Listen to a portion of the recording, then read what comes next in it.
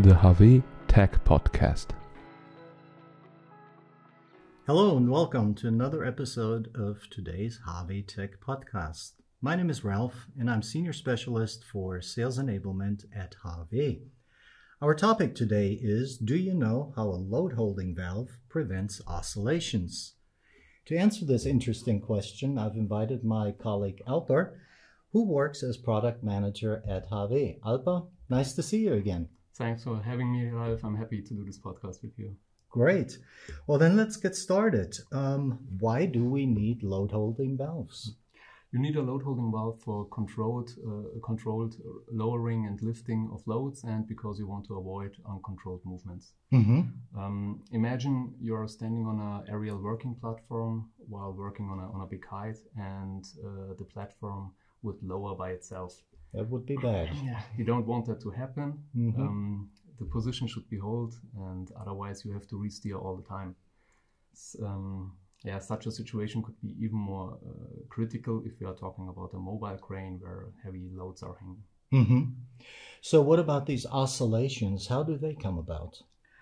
If you want to lower a heavy load, for example, with a mobile crane, the load pulls down and accelerates due to gravity. Makes sense. If the valve would only open and close hard and abruptly, the load on the boom would cause oscillations. So basically a shaking as it hits. Yeah. Okay, that makes sense. So how can I understand the functional principle? In other words, what happens in the valve to prevent the shaking and oscillation? Okay.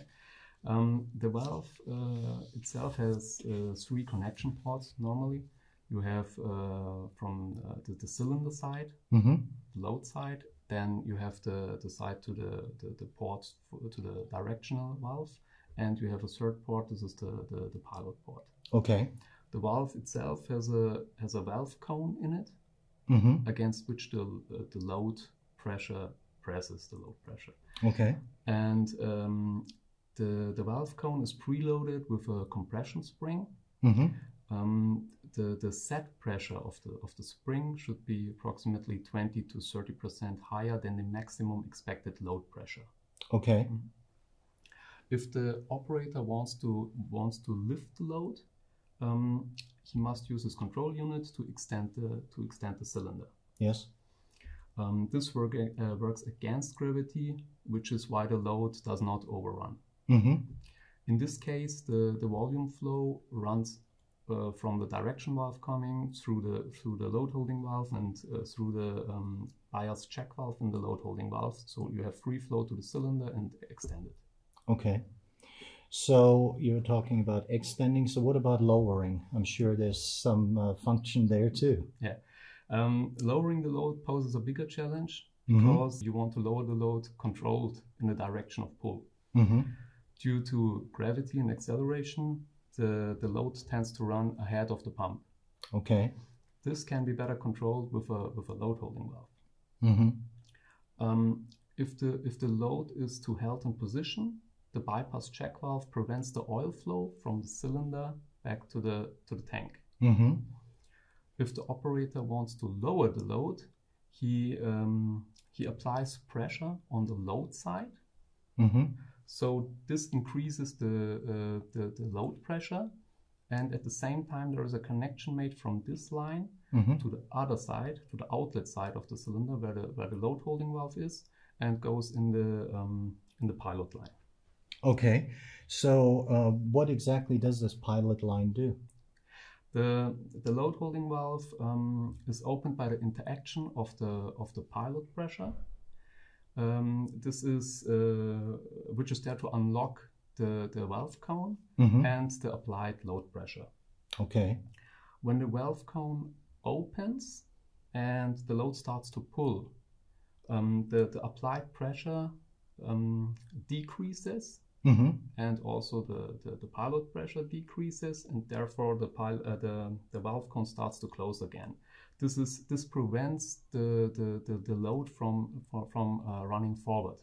When the valve cone closes again, yes, the pilot pressure increases and also the load pressure, and it starts to open again. This allows us to control the load. Mm-hmm. So does the selection of the load holding valve have an influence on oscillation? Yeah. Yes, there are differences. On the one hand, the valves react differently because of their design. Mm-hmm. And on the other hand, you can influence this by the choice of the right pilot ratio. Okay. For example, a high pilot ratio, maybe 8:1, Mm-hmm. for example, you need for this a lower pilot pressure. Yes. And therefore it is better in terms of energy efficiency, Mm-hmm. but it is more susceptible to oscillations, and vice versa. So in other words, if you use a low pilot ratio, Mm-hmm. you need more pilot pressure. Therefore, it is not quite as good in terms of energy efficiency, but it's better. It performs better with oscillations. Okay. And one more point: the valve should be mounted as close as possible to the consumer. Mm-hmm. Ideally, it is flanged on the cylinder or directly integrated in the bottom of the cylinder. Okay. This increases the safety in the event of a line rupture Mm-hmm. and improves the system stability. Okay, that was a lot of information right there. Can you name some applications, maybe where they're particularly susceptible to oscillation? Yeah. For example, concrete pumps, Mm-hmm. cranes, or firefighting ladders. Everything with a long boom, I would say. Makes sense, especially if people are involved too. Yeah, definitely. Anything else you would like to add for our audience? No, I would say that's it. Then let me try to summarize this, what I understood, and hopefully you did too. Load holding valves are suitable for the controlled lifting and lowering of heavy loads, or any load basically. They help to reduce these oscillations that we talked quite a bit about. They prevent loads from moving forward, and they increase the safety in the event of breaks, especially if they're positioned correctly. Yeah. Otherwise, they won't do much good. Exactly. Okay, so I did get the information. Perfect. Wonderful. Well, that's it for today. We hope you enjoyed this podcast. And if you have any ideas for future podcasts, please send us an email to podcast@hawe.de. Alper, thank you very much again for coming and giving us this informative session. Yeah. And until next time. Thank you. Also from my side, thanks for listening, and see you next time on the HAWE Tech Podcast.